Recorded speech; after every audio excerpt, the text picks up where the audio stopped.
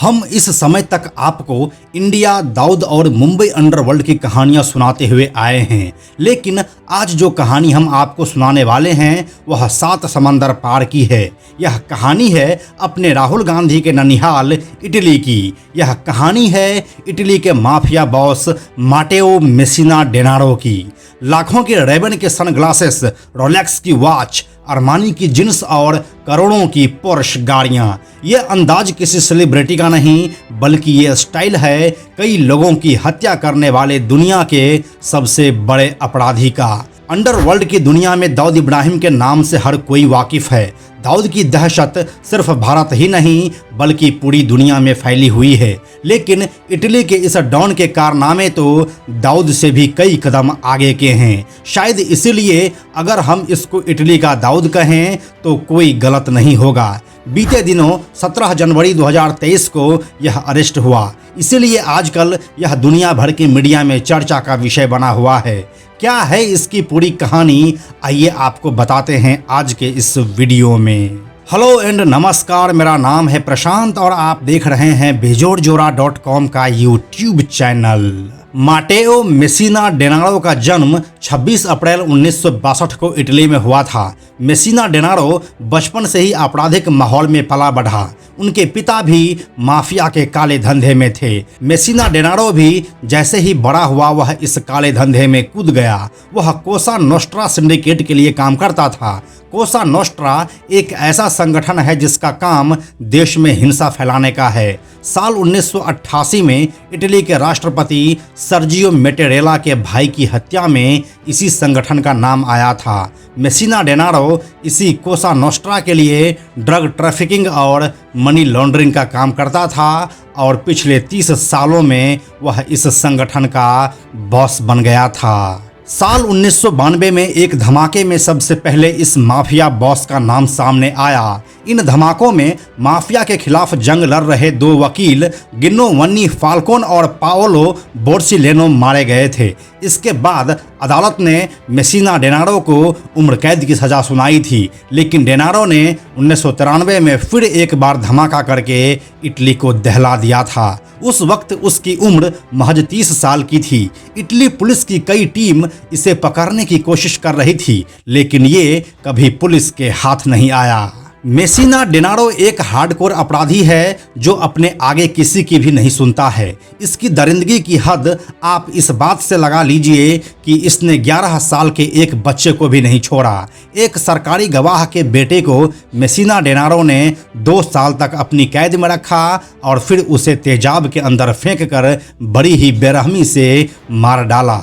अदालत ने एक बार फिर इसे उम्र कैद की सजा सुनाई, लेकिन डेनारो ने अपने सूत्रों से इटली के सरकार को यह तक कहवा दिया कि उसे इससे कोई फर्क नहीं पड़ता है। उसे उम्र कैद तो उस समय होगी ना जब वह पुलिस के हत्थे आएगा। ये माफिया बॉस था तो पुलिस का भगोरा, लेकिन इसके शौक काफ़ी बड़े थे। डी कंपनी के मुखिया दाऊद इब्राहिम की तरह ये भी बेहद लग्जरी लाइफस्टाइल जीता था। अलग अलग वक्त पर इसकी अलग अलग गर्लफ्रेंड रही। ऐसा कहा जाता है कि मेसिना डेनारो रोज होटल्स में नई लड़कियों के साथ नजर आता था। जब एक होटल के मालिक ने डेनारो की यह करतूत उजागर की तो डेनारो ने उसका भी कत्ल करवा दिया। ऐसे ही एक रिश्ते से डेनारो की एक बेटी भी हुई है। फिर साल 2000 में पुलिस ने डेनारो की एक गर्लफ्रेंड मारिया मेसी को गिरफ्तार किया। उस पर मेसिना डेनारो की हेल्प करने के आरोप लगे थे। मारिया के पास से डेनारो की कई चिट्ठियां भी बरामद हुई। इस मामले में कोर्ट ने मारिया को 14 साल की सजा सुनाई थी। डेनारो की गर्लफ्रेंड के अलावा उसके परिवार के लोग भी इस धंधे में उसके साथ थे। साल 2010 में डेनारो के भाई और 2013 में उसकी बहन को भी पुलिस ने गिरफ्तार किया था।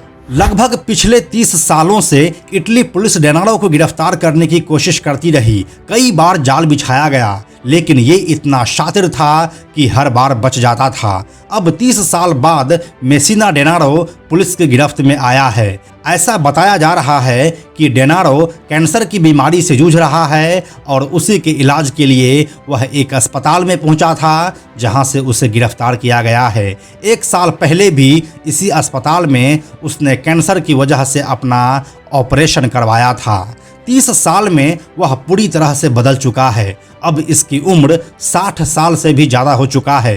पुलिस के पास मेसिना डेनारो की कोई नई तस्वीर नहीं थी। ऐसे में उसे पहचानना बेहद मुश्किल हो रहा था, लेकिन डेनारो के महंगे शौक ही उसकी गिरफ्तारी की वजह बनी। वह एक आम आदमी की तरह अस्पताल में गया ताकि किसी को शक ना हो, लेकिन उसने अपने हाथ में करोड़ों रुपए की घड़ी पहनी हुई थी, जो कि इटली में भी चंद लोगों के पास ही होती है। बस इसी घड़ी की वजह से पुलिस ने उसे पहचान लिया और 30 साल के बाद आखिरकार वह गिरफ्तार हो गया। इसकी गिरफ्तारी के बाद इटली की प्राइम मिनिस्टर जॉर्जिया मेलोनी ने ट्वीट कर खुशी जताई। इटली की पीएम इसे देश की सबसे बड़ी जीत घोषित किया है। अब जरा सोचकर ही देखिए कि यह इटली का कितना बड़ा अपराधी होगा जिसके गिरफ्तार होने से वहां की पीएम ट्वीट कर रही है। 30 से भी ज़्यादा सालों से इटली का भगोड़ा तो गिरफ्तार हो गया, लेकिन ऐसा दाऊद के साथ कब होगा यह देखने वाली बात होगी। अगर आपको लगता है कि भारत भी एक दिन दाऊद को गिरफ्तार कर सकता है तो हमें कमेंट में लिखकर बताइए। हम जल्दी मिलते हैं आपसे एक नए वीडियो के साथ। अंत में एक और ज़रूरी बात, हमने बेजोड़ जोड़ा का एक टेलीग्राम चैनल भी बनाया है जहां आपको हमारे सारे वीडियोस के लिंक सबसे पहले मिल जाएंगे। इसलिए आप लोग टेलीग्राम पर भी हमसे जुड़ें। टेलीग्राम पर हमसे जुड़ने के लिए सिंपली आप टेलीग्राम ऐप के सर्च में जाकर बेजोड़ जोड़ा लिखिए और चैनल पर जाकर ज्वाइन बटन क्लिक कर दीजिए। आप हमसे जुड़ जाएंगे। यह वीडियो अगर आपको पसंद आया तो इसे लाइक और शेयर जरूर करें। आने वाले वीडियोज़ के लिए बेजोड़ जोड़ा को सब्सक्राइब करके बेल आइकन को टच करना ना भूलें। Thank you so much.